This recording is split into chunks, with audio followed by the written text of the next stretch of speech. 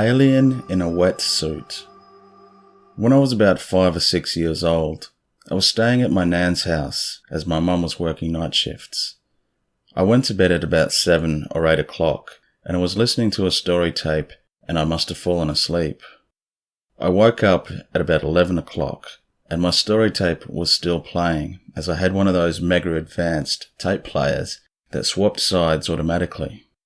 Anyway, as I woke up, I leaned over and turned the tape player off, and I had a drink of water and then I settled back down, laying on my left side, facing the door, which was open. My eyes adjusted, and I could see something on the landing, just outside my door. I will describe what it looked like. It was about 30 centimeters tall, black, but it looked like a wetsuit material, so it looked wet or shiny. It had a small humanoid body, but it was sitting in a crouched position with its back to me. I was like, what is that? As my nan didn't have any animals or anything. Then it turned its head and it looked right at me. Now its head was out of proportion to its body and its eyes were big and black. There were 2 small holes for a nose and a small slit for a mouth. Now for more detail. It seemed to have a suit on.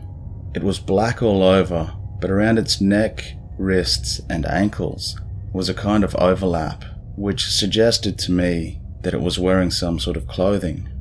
Anyway, at that point when it looked at me, the atmosphere in the room turned very uncomfortable.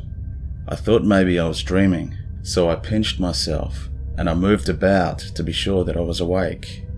The scene didn't change, and so I became more scared, and I must have known because it started to walk towards my bedroom as it continued to stare at me. I decided to run to my nan's room to wake her, so I leapt out of bed and ran to her room, and as I passed the thing, it brushed my leg, and I felt it. It was very smooth on my leg, and it was definitely there. I woke her up, but the thing had gone by the time we got out there. Sacred Land. My good friend and his dad lived at an older apartment complex in the late 90s in what is now a newer development called Brick Row in Richardson, Texas. My friend dropped out of 9th grade and pretty much chilled at home for a couple of years, trying to figure out his next step in life. I would sometimes skip school and walk the couple of blocks to his apartment to hang out and smoke a little weed and pass time till school let out. I can remember stopping by one morning and he told me of a bizarre incident he had the previous day. He had a dream, and in this dream, he was sleeping upstairs in his room and was awakened by a knock at the front door, so he went downstairs and asked who it was. Receiving no response, he looked through the peephole and saw a man. The guy says, "I'm having car trouble. Can I use your phone?" Well, my friend said, "Sorry, but no," and started to go back upstairs. Just then he heard the knock again, so again he says, "Who is it?" as he looks through the peephole. The guy is still there, so my friend has a change of heart and opens the door.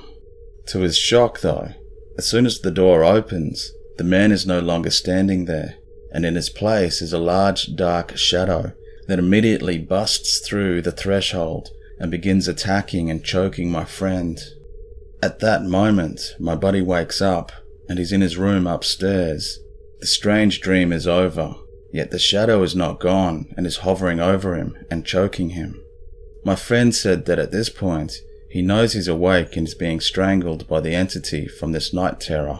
He said it was so real that he feared for his life and he just struggled until this thing was gone. He felt uncomfortable sleeping upstairs after that, but eventually forced himself to. For a while after this, when trying to sleep, he said he felt like something was in his room, in the shadows, watching. He would recognize it out loud and tell it was not welcome there. He never had this happen again, and about 3 years later, he and his father moved to Austin, Texas. Fast forward 4 years. I had a couple of other good friends from high school that became roommates at the same location. All of us would hang out at their house and party.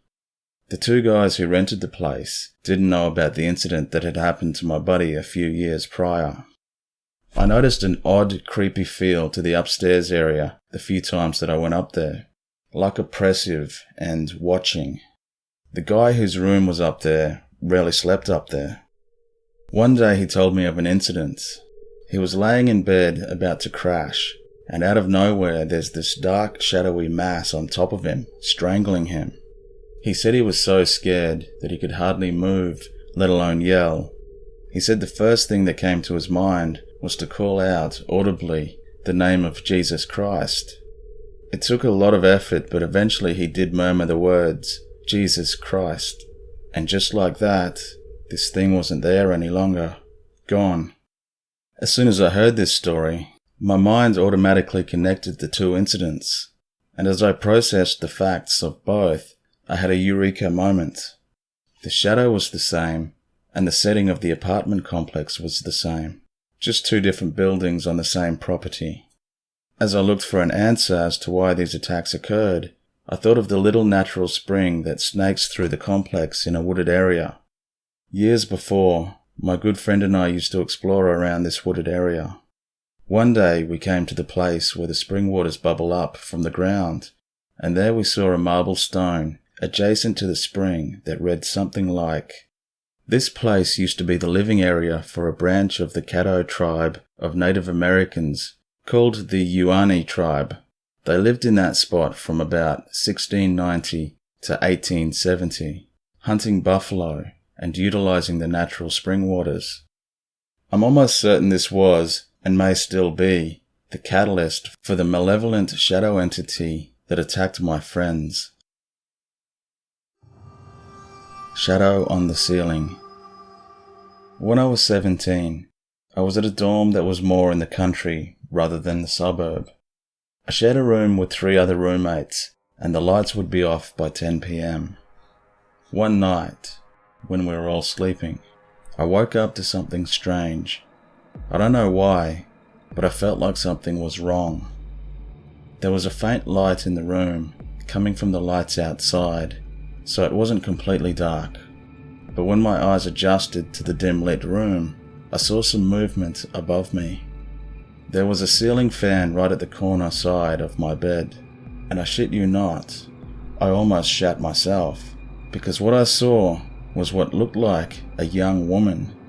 She was crouching over one of the fan blades, as if her whole body could twist in a way where what little room she did have for her frame was enough. But for the next few seconds, I blinked a few times to make sure it wasn't my mind playing tricks on me, but the figure wasn't disappearing. Then all of a sudden, as if she was going to come and get my ass on the bed, she leapt down, and when she did, I screamed and jumped up out of my bed and turned the light on. My 3 roommates woke up and asked what was going on, but I was looking for the lady around my bed. After I calmed down, I told my mates what happened, and they thought it was just a nightmare after a bit of teasing. They told me to go to sleep, and one of them stayed up YouTubing, just to look out for me.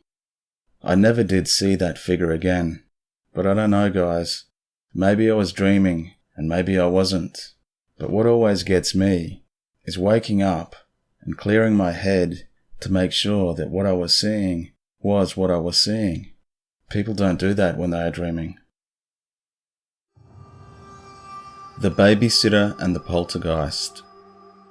So I got hired for this babysitting gig a few years back to watch 2 boys who were 1 and 3. I found this family online and they hired me on the spot as a stranger and started me watching them on date nights, where I'd put them to bed and wait for the parents to get home, then I'd leave. The mum told me how thankful she was to find a sitter that didn't make her 3-year-old angry and act out. He was an angel for me, stuck like Velcro.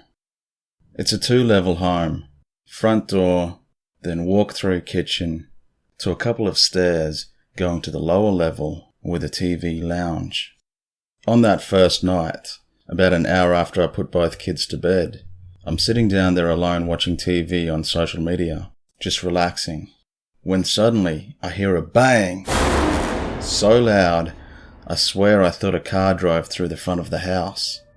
Instantly I run up the stairs and go to the kitchen where the noise came from, and the front door, which I 100% locked, was wide open. There was a mirror door closet behind the front door that would have shattered if the door was kicked in.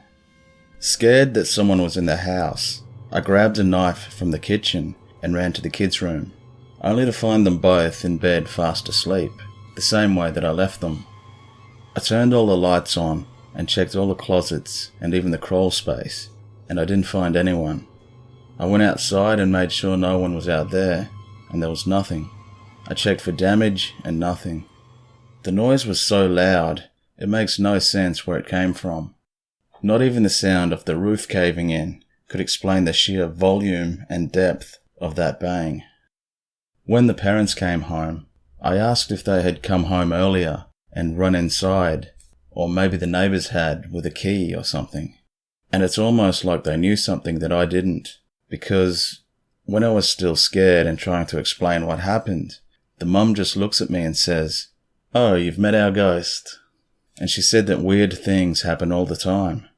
She asked me if the 3-year-old made me put a blanket over his bedroom mirror.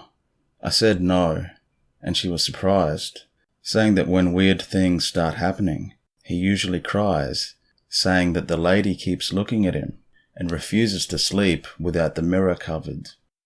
They proceeded to actually beg me to come back and stay as their babysitter, saying I'm the first not to call them or freak out, and telling me the ghost is friendly and that they've never had a sitter both kids are comfortable with.